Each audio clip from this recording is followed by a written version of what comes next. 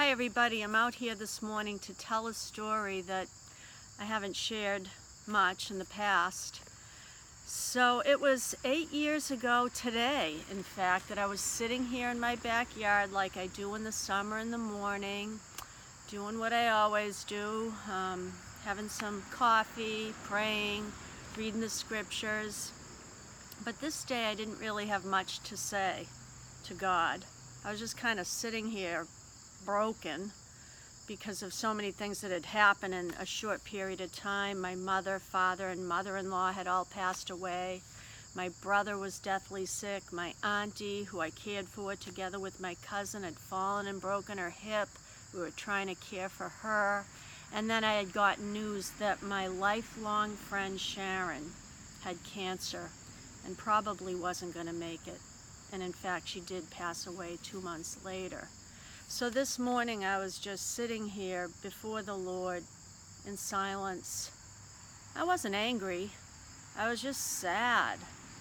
And I understand, as you do, that life has many troubles. In fact, Jesus promised us that when he said, "In this world you will have many troubles, but be of good cheer, I have overcome the world." Anyway, I was sitting here just kind of thumbing through my Bible randomly. And in the back of many Bibles, because people do it electronically now, I still have the old-fashioned kind, there's an index, kind of like a dictionary, called a concordance. And at the top, I just happened to notice that at the top of this page of the index, I don't know if you can see this, was the word Sharon. I was like, that's right, Lord.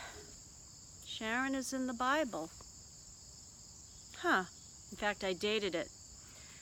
And I was thinking about that Sharon's in the Bible, and I knew why the word Sharon was in the Bible. And I bet you know why too.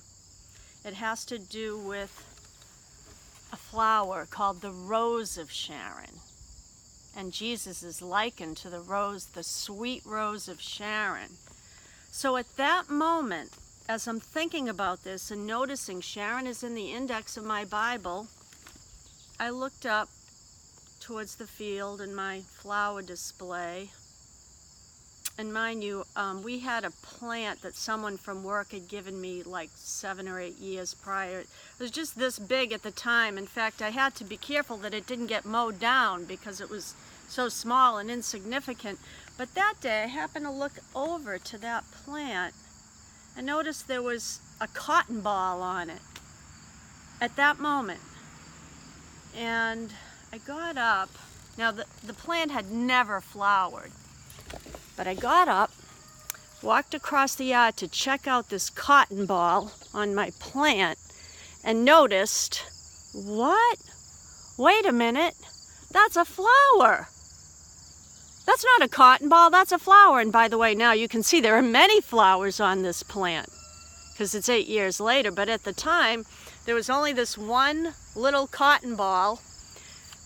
And yeah, you guessed it. Guess what kind of plant that was? Not just any plant. You know, that's the Rose of Sharon.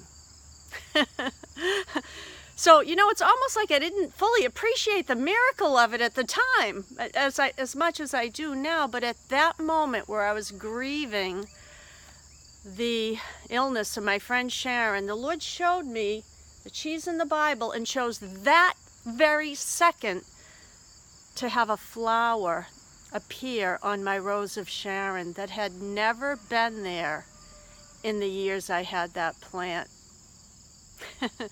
So yeah, that was such a comfort to me that day.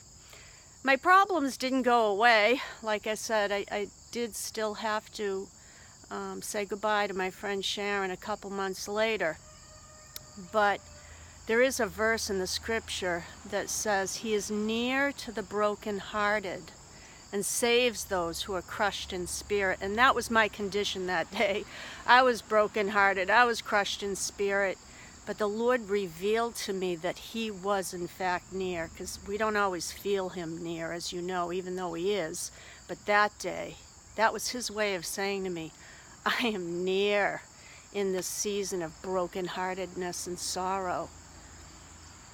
And the same is true for you, by the way. If you happen to be watching this and you're in a season of brokenheartedness or sorrow, just know that He is near. And a quick P.S. to this little story, and by the way, it's a big P.S., but as I mentioned, Sharon and I had been friends all my life. And when I came to faith through a dramatic means in my early 20s, and I'd love to tell you about that sometime. But anyway, Sharon, she was a little suspicious of it and always said that she was an atheist, and that was okay. I mean, we were still close friends. We did lots of stuff together. But I have to tell you, a couple of years prior to this whole experience, just on a whim, I invited Sharon to come to this course called Alpha that they were having at the church, that it's an introduction to Christianity. And she came, to my surprise. And she attended the classes and went to Bible studies afterwards, and she didn't say a whole lot about it, and I didn't press, but months before she passed away, she did say to me, "Janice, I'm no longer an atheist."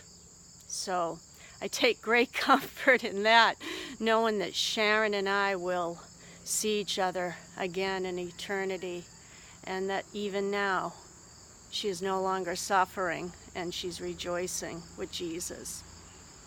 So that's the story.